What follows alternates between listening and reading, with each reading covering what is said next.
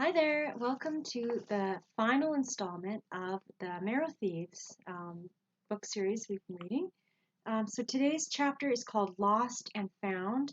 It's on page 202, so 202. The chapter is called Lost and Found. We were up early, before the sun. The council meeting was fast and heated while we discussed the best way to do this. To their credit, no one even mentioned the possibility of staying out of it, not even Old Bullet. Let's get these bastards. We get the elder, we have the key. She was heated. We needed to organize the families to start a pack-up.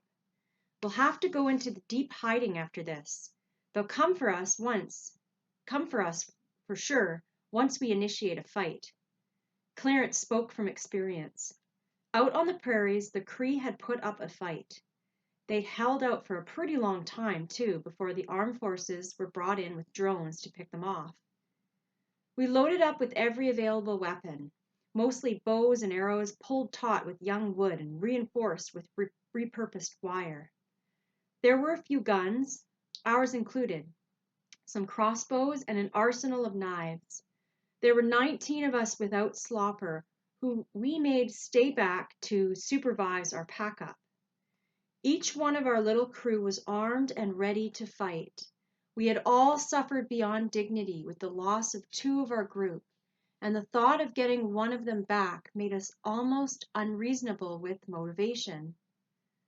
The mapping was the most important part, since location and surprise were our 2 biggest assets on this mission.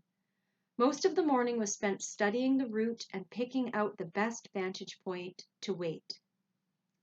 They aren't loading up a big convoy, boy. They don't think there's much of a threat. It would be even smaller if they didn't know about the council. Father Carroll had explained before he ran back to his car by the main road and then rushed back to his office in town before he was missed. But still, their ego is big enough they feel pretty comfortable. Just don't you feel any comfort. Not yet. Soon enough, it was 11 o'clock. The transport convoy was scheduled for noon, so we made our way into the trees. French, you need to remember these arseholes will be locked and loaded. My dad pulled me aside as I filed past the council, whose older or disabled members had lined up to see us off. I know, Dad. And you remember they don't think of us as humans, just commodities. He cupped his palm at the back of my neck and held me there in his anxious grip. I know, Dad. You take care, French. Don't break cover. Just disable the drivers and wait for them to abandon the cargo, just like we planned. I know. I'm serious. Don't go playing hero and rush out in sight, 'cause they'll shoot you dead where you stand. I'm good, Dad. We know. No one is going to break cover. We stay in the trees and we wait for them to leave Minerva. It took General putting a hand on his shoulder for my dad to release me and let me run into the woods. I turned around at the edge and gave him a little wave. I wish I hadn't. The terror on his face sent needles of adrenaline into my muscles. We split up close to the road and scrambled into position. Me and Derek lit into the boughs and found leafy nooks to crouch and lay. The rest of the group lined both sides of the road along a 100-foot stretch where it narrowed from encroaching bush into a single lane. The plan was to wait for the convoy and shoot out the tires. Then we'd disable the drivers or allow them to run into the woods.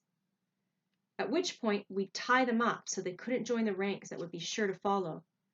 It was an hour away from town, so we wouldn't have much time before the cavalry arrived. Then we'd spring Minerva and join the main camp, who would already be on the move to another safe haven. A straight shot north from here.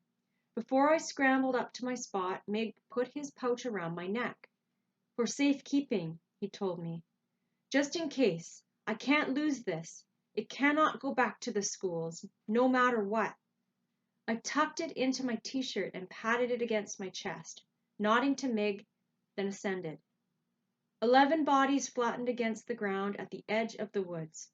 They were safely out of sight up on a slight hill from the road. That's where Rose was. I'd made sure of it when she insisted on coming. Don't get macho with me. No reason at all for me not to fight. She was cold around me, but too excited about Minerva to unleash any real venom, as I protested her involvement in front of the others. I had a feeling it wouldn't be all smiles and playful arm punches later on when she got me alone and let loose. Mig and the twins joined two of the main campers near the road, just before the serrated edge of asphalt began. They were crouched behind an outcropping of rocks left over from a small avalanche off the hills years before. Cheeboy had run up the road to the start of the vulnerable curve to scout out the convoy's arrival. Derek, with a braid almost as long as mine, hanging over his neck and dangling like a vine, was in a pine straight across the road from where I was perched in sticky balsam. I caught him watching the girls in the tree line, including Rose, and when he looked over to my side, I shot him the finger. To my annoyance, all he did was mime laughter, all theatrical and quiet. Now we waited. The trees here were thicker than down the road, which made the spot perfect. They threw their shadow over the road like the plaid of Minerva's favorite skirt. Minerva!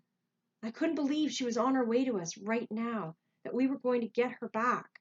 We had to get her back. Once she's on the main highway, there'll be more traffic.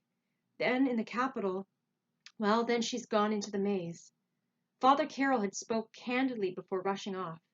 It's now or never, I'm afraid. Noon approached in a slow crouch, pulling itself along the road, warming the air to honest God spring. The ground was thawed now, and the bellies and knees of those in the woods were damp. The air smelled of mud, and with the abundance of precious water, everything with the potential of being green flexed and groaned and desperately began to grow. You could almost hear the leaves opening like reaching fingers, almost feel the trees pulling their postures straight. A long, low whistle unfurled along the cracked asphalt and landed in my lap, barely audible and then only to those listening. Cheeboy's signal. I stopped breathing, and the scream of quiet filled my head to bursting. Then from a short distance away came the rumble of a motor, then another, and then a gleam of glass and mirror reflecting the midday sun winked into the horizon. Here they come. Everything happened in the blink of an eye, for the muscles that brought movement. In the mechanism that drove them, where panic had been woken and fear stalked prey, everything took 1,000 years. There were two vehicles, a dusty red car with blue doors in the front, and 20 feet behind, the white van of our collective nightmare. Father Carroll was right. They were cocky. Only two vehicles for the weapon that could bring them all down? I guess they all considered her just another Indian, after all. Mistaking their arrogance for stupidity was our mistake. They were going about 80 kilometers an hour before they slowed down to take the curve. This was our chance.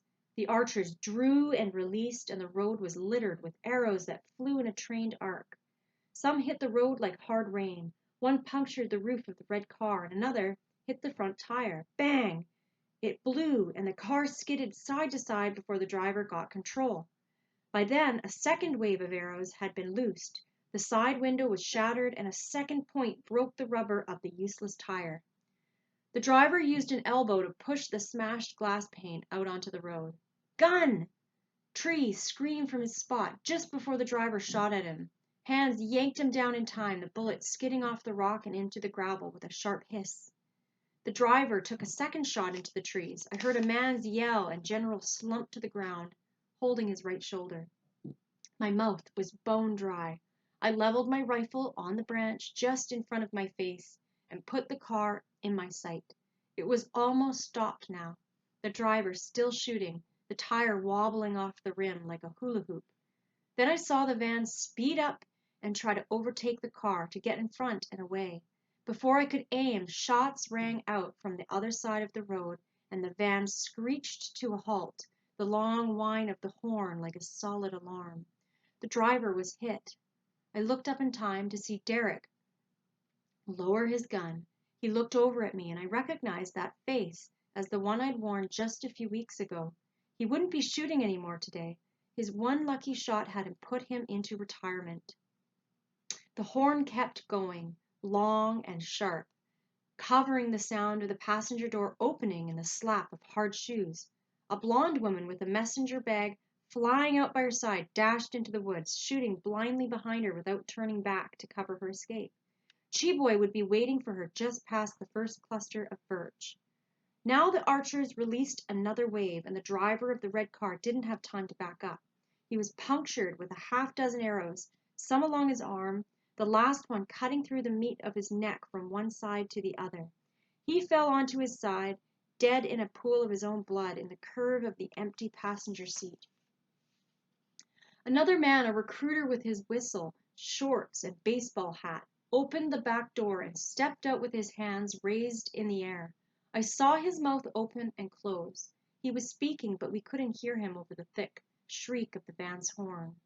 The twins crawled out from behind their rock with a length of rope, Mig watching their six with his revolver behind them. They scrambled across the road, still crouching a bit in case there was anyone left shooting. When they got within spitting distance of the car, they threw the rope and pretty much lassoed the recruiter. When his legs snapped together under the rope, he fell over, his sunglasses smashing on the pavement, hat rolling off his head. The twins wound the rope fast and tight and then gave Meg the thumbs up. Ziguan snatched the cap off the ground and placed it sideways on his brother's head. It was done. Cheeboy ran back from the woods, the female tied at the hands and feet and thrown over his shoulder like a bedroll. Derek was already jumping the last foot to the ground, and those who had attacked from the trees were walking cautiously towards the road. Before I scrambled down, unused rifle on my back, I sought out Rose, spying her and Wab embracing in the dirt expanse between the woods and the road. We had done it. The twins, 2 hats for the 2 heads now, whooped and hollered while they dragged the recruiter off to the rocky outcropping. A couple of the main campers were already in the trunk of the red car, pulling out the spare tire. Vehicles were a valuable coup, even one stuck full of arrows like a metal porcupine. We all met at the van, gathering around the back doors like little kids. Cheeboy grabbed the handle and yanked. Wouldn't give. Locked. We read his lips, since the horn was still going. We must have gotten used to it. Meg pointed his finger to his chest and then towards the front of the van and gave the international hand gesture for turning a key. He went to grab it from the ignition. Tree and Ziguan swapped hats back and forth, and for the first time I saw Wab and Cheeboy for what they were as they stood there, his long arm thrown over her shoulders. A couple. I laughed my relief, knowing that Minerva was here. She was actually here. I cupped my hands over the seam between the 2 back doors and shouted, "Min? It's us! We've come to get you! It's all Nishan now! We're just getting the keys!" Suddenly, the long drone of the horn stopped, and it was shocking, like the absence of ground at the start of a fall. Then, like punctuation, a gunshot poked a hole in the day and all the air ran out. I leaned around the side of the van in time to see Migwan's both arms shoved through the window, struggling. The driver, not dead after all, fought back. Cheeboy ran to the other side and yanked open the door. The van rocked with fight, and then there was a second shot, and the van was still. Mig rushed back with the keys in his hand, fear imprinted between his eyes. "Are you okay?" I was confused and searched Mig's torso for signs of blood. Why was he shaking? Did he shoot you? I reached out and pulled his button-up shirt to the side, looking for a hole. It wasn't me. He forced the key after key into the lock until one slid into the hilt and clicked. He didn't shoot me. Mig met my eyes for only a second, but I saw panic there. It stitched into his iris and brought electricity to the surface. He yanked the door open and she fell into his arms. Obviously, she'd been pushed up against the back doors, waiting for her rescue. He caught her and sank to the ground. I dropped my knees beside Migwan's, grabbing at Minerva like a kid, like I never had when we were on the run. I grabbed her hand, placing it under mine and over the hole in her chest. Blood, hot and sticky, gushed out between her fingers. Her thin shirt was already soaked through. "You're going to be okay," I lied. She smiled, patting my hand, comforting me even now that my distress stemmed from her own peril. The blood blossomed under my knees like peonies over craggy asphalt. Minerva wore a navy blue jumpsuit. Her hair had been cut short, and I barely recognized her. The lines on her face were deep, the deepest around her eyes. She had no sweaters, no long johns underskirts, no kerchief over her head. But when she opened her mouth to speak, I knew it was her for sure. She leaned in close to Mig and spoke words in the language. They fell softly on his face. They must have been real nice words because he smiled then and closed his eyes so that the tears that welled up were pushed out onto his skin. Rose was weeping loudly. She dropped hard to the ground and gathered Minerva's head into her lap. No, no, Nokomis, don't go. You can't go. She was shaking, her eyes and hair wild on her face. He win, promise? Minerva whispered, and Mig nodded. Mig took her other hand and she began to sing, low, sweet words, depleting breath that wasn't being replaced. I knew she was going. Mig picked up the verse and sang. It was a traveling song. We were frantic but silent. We needed her. We all needed her. She couldn't go, but she was singing her song. She'd already begun. The whole world stopped for that one moment, for an old lady in a jumpsuit and a weeping man covered in blood and anguish to sing a new sound into the wind, to make sure she was left with the dreams so she'd have all the magic she needed. When she was gone, Meg placed her hand back on her chest and rubbed her arm, smiling. I gently placed her hand on top of the other and stood. Cheeboy walked to the gathering crowd to give them the news. But Rose, she couldn't let go. She picked up one of Min's hands now, held it to her cheek like a broken bird. Kiwen, she whispered, rocking her foster grandmother, stroking her forehead with a handful of loose curls at the end of her braid. I stayed beside her so no one would interrupt, doing the only thing I could do right now, allowing her to grieve. Rose looked up into my face. Kiwen, she says, go home. I looked down at Rose, her beautiful face swollen with tears, holding the old woman's head in her lap, still rocking her, her sticky, bloody hands trying to straighten her shirt and smooth down her cropped hair. Heavy tears blurred my vision. I was looking at Rose from the bottom of a well I couldn't remember falling into. What?